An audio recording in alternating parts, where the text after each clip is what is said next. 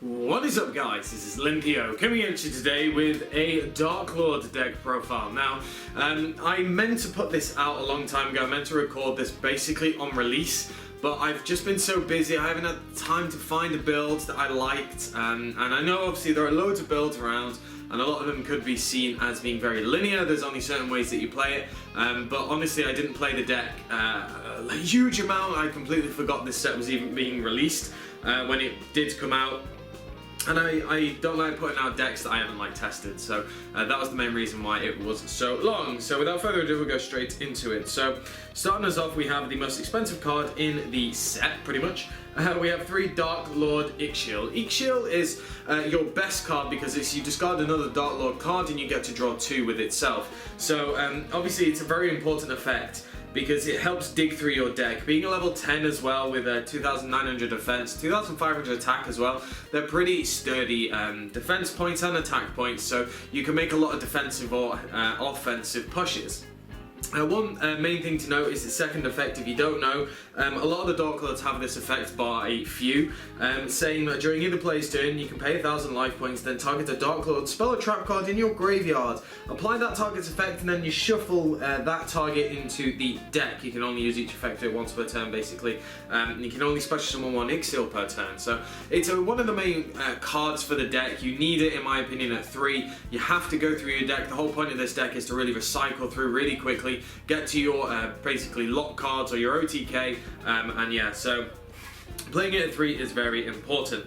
Next up, another very important card is Nastin. Nastin is has the exact same effect as Ygopro, the second effect, but its first effect is you can discard 2 other Darklord cards and special summon this card from your hand. So what this allows you to do is slightly unbrick. Obviously you're playing a lot of high level monsters that you can't normal summon, and it's sometimes difficult to special summon them too. So being able to get other cards out of your hand, and also being able to maybe get some of the trap cards or the spell cards out of your hand, it's pretty decent as well. So it just depends on the situation that you're actually in, but I really do like how the deck runs with this, and I really do like it as well simply because it is a level 8, so it's good for a trade-in targets, which is just some more draw fodder. So that is Nastin. Next up, we have 3 Darklord Superbia. The kind of only really decent old Darklord. You know, these have been out for a long time. I've always thought of how to get this to work with Herald, but it's just not really, you know, they're not really built for that type of thing. Superbia is basically when it is special summoned from the graveyard, you can target a fairy type monster in your graveyard, special summon it apart from itself. So a lot of the time you're going to be bringing back, for example, a Christia with this. I only play 1, but I'll get to that in a little bit. So Superbia is good also just because it is a level 8, it's a good trade-in target, and also you can bring back your Nastin for rank 8 plays, but that's kind of the main reason for it. You play multiple copies because you want to see it as quickly as possible. You can also just ditch them with Ygopro. One of the best ways to get it into the graveyard is either via the trade-in or the Ygopro discard, because it just makes it live. It also means that you can just bring back your, if you've got contract for example, you can just bring back your Superbia and then bring back your Ygopro as well. So you see how that works. So yeah, it's pretty solid, and 2/9 attack is pretty good. Next up, going into some of the lower ones, we have 1 Amusk. Can't remember how you really say it, but yeah, so we're just playing 1 of the Darklord, 2 of this, because I like it because it just means that you have a normal summon, well, a 1 tribute normal summonable monster, instead of just having the brick 2s, because if you have the constant brick 2s, it's really irritating, and sometimes, as I said, you can brick. The good thing about this card, the really good effect of it, is that you can discard this card and 1 other Darklord card, and then target a Darklord card in your graveyard, add it to your hand. So while you're making a trade of 2 for 1, it does mean that you can get back those spell cards in the graveyard that allow you to search or maybe even special summon. So that's why I really like it at 2. It's just good, and it means that, you know, you can still use the second effect if you do slightly brick and protect yourself in that way, and also having, 2/8 defense is really, really good. Next up, we just have 1 Tez. The reason why I'm only running one is because it's okay, but it's not incredible. Being able to protect your Darklords is really good, and it means that if your opponent does strike a monster on the field, you can discard this card to keep it from being like destroyed, but that's kind of it. Obviously its effect is still negated. You know, it's a big level, and I only really like one of them because it's just more of a protection type thing. You can search it, so that is that. Next up, one Darklord Zerato. This is just here for pretty much simple, just special summoning of easiness, because you know you can easily get full darks in the graveyard, and also just being able to clear the opponent's board because you're probably going to overlay with it. So it's good with like Superbia as well, but only running one, mainly Allure and trade-in targets too, and also Ygopro target. Next up we have the one Darklord Christia. I'm only running one Christia simply because you don't really need any more. I was running it at 3 and then at 2 just to see how the ratios went, but I didn't really like it, to be honest. At 1 it's fine. You're not really going to be getting its actual special summon off very often. Having the 4 fairies in the graveyard, it's great when you do, but you probably don't. I think I've done it a very few times, and one of those times I did get Ygopro back into my hand, so that was good profit. But the one Christie is fine. Some of the best ways to use it is just with the trade-in, just to get it out of your hand as quickly as possible. So yeah, it's pretty good. Next up we have the 2 Vanity's Fiend. Now I'm running 2 Vanity's Fiend on one Christie and I find it really good. The Vanity's Fiend is simply because it's a simple 1 tribute summon block to your opponent, and also it's good for the Allure targets too, so I really do like running it. It works really well. I wouldn't play any more than 2, and I think actually just 2 is the perfect number. If you run 1, you're probably not going to see it very often. If you run 3, you're probably going to see it way too often as well. I'm playing Pot of Desires, so 2 is fine, and it's been working very well. Next up, 2 Gameciel. Yes, I am main decking 2 Gameciel. Gameciel, say what you want to say.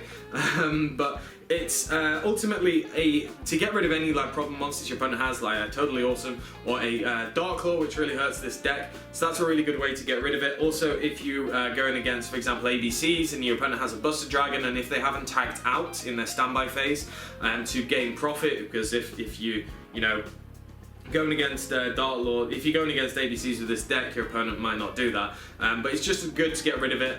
But in general as well, as a trade-in target too, since it's level 8, so that's why I like it. And then the final monsters to make it 20, I believe, it's just 2 Maxi, just applying pressure. You want to go second, so Maxi is just a really good way to apply that pressure and also dig for your cards. Next up, we have 3 Darklord Contact. So Contact is brilliant. It's my favourite one out of all of them. Being able to just special summon a Darklord from your graveyard is just really good in defense position. So like that's what I was on about with getting Superbia back. It just means that you get so much profit off like simply 1 card, and being able to use it again by shuffling it back in with the other Darklord effects is really, really good. Then for the other 3 of the themed cards, we have Banishment of the Darklords. You're basically Rota, but it's better than a Rota because you search any Darklord card. So it can get you out of a lot of tough spots, and I really do like it. You just have to run 3. Like honestly, you really do have to run 3. I don't think you need to run any less than that. Next up, some of the draw cards. We have 3 trade-ins. I run a lot of level 8s. I think it's 3, 6, about 7 or so. So you run that. Then we play 3 Allure because you know you're running all of the darks, bar like your Maxis. They're the only non-darks. 2 Pot of Desires. Pot of Desires is good, and I really like banishing one of my Pot of Desires off an existing Pot of Desires, so that's really good because it's good profit, because you're probably not going to be able to activate another Pot of Desires with just the amount of drawing that you go through. But yeah, having this is just pretty important because you do need to get to your boss cards quickly and efficiently. 2 Twin Twister, you're probably going to be going second, or you want to go second, so Twin Twister is really good. Getting those, for example, the Christia out of your hand so you can get the Superbia plays, or anything like that is really, really good. So yeah, it's just good profit. The 1 Soul Charge is amazing just because you can build incredibly brick boards for your opponent, and they just find it difficult to get over, so yeah, the Soul Charge is good. Going on to the 5 traps, we have 2 Darklord Rebellion. and 1 enchantment. Darklord Rebellion is basically it's a trap card that says send 1 Darklord monster from your hand or face up on your side of the field to the graveyard, destroy 1 card on the field. You can only effect it once per turn. It's a non-targetable destruction, which is really amazing. The fact it doesn't target is the best thing, and it's pretty easy to activate. So, and then enchantment is just good as well because it says send 1 Darklord monster from your hand or graveyard. From face up on your side of the field or from your hand, and you basically then get to take control one of your opponent's face up monsters until the end phase. Again, doesn't target, so it's just like a nice little change of heart. So you can use it in any which way you want, disrupt your opponent's plays, or just move something out of the way for OTKs, anything like that. Works really well. You only need, I think I tried 3 and 1. 3 Rebellion and 1 enchantment, but I feel that because you can get to them so easily and you can use them in the graveyard, you don't really need any more. The 1 Vanity's Emptiness is decent, obviously, and then finally the 1 Eradicator Epidemic Virus.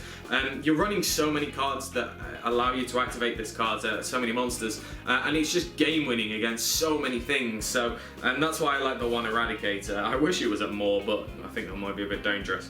So going to the extra deck, extra decks is just down to yourself. There are no real amazingly standard cards, bar a few which I'll go over. But so we have the spiders. These are the spiders just for the level 10s, so they're good cards. The trains just for the level 10s as well, that's just if you want to build up a painful board for your opponent or burn for some damage. Next up for the rank 8s, playing just the dragons, being able to summon these in some tight situations is good. So yeah, that is that. 2 Hope Harringer. These are just brilliant. These are probably one of the cards that you will be going into straight away if you do make a rank 8 play, especially if you're going to have to go like first turn. It's a really good card to do that. And I have summoned more than 1, sorry, in 1 game, so that's why I bumped it up to 2. The 1 Heretic Son of Overlord of Heliopolis. Heliopolis, just a good card as well. Maybe get some dead Dark Lords out of your hands, be able to pop your opponent's cards, which is good. 1 Felgrand. Felgrand is just decent as well. Like as I said, these are just kind of standard level 8s that you might run. And also we have the Sylvan High Protector too, just if we want to spin anything back, anything that's causing us problems. And then finally, the 2 level 7s is 1 Flare Metal Dragon and 1 Big Eye. You can run Drago Sack if you so wish, but mine has genuinely vanished, so I don't know where it's gone. If you do have a Draco Sack and you're wondering what to get rid of, in this part of the build, for example, you could probably just get rid of Cypher Dragon or one of the dragons if you did want to put it in. So that is it, guys. That is the deck profile. Let me know down in the comment section below what you think of the deck. Do you think it's a really good deck, really annoying, or do you just think it's also not that great? So as I said, let me know down in the comment section below. Make sure to give me a like, comment, subscribe, and I shall catch you guys later.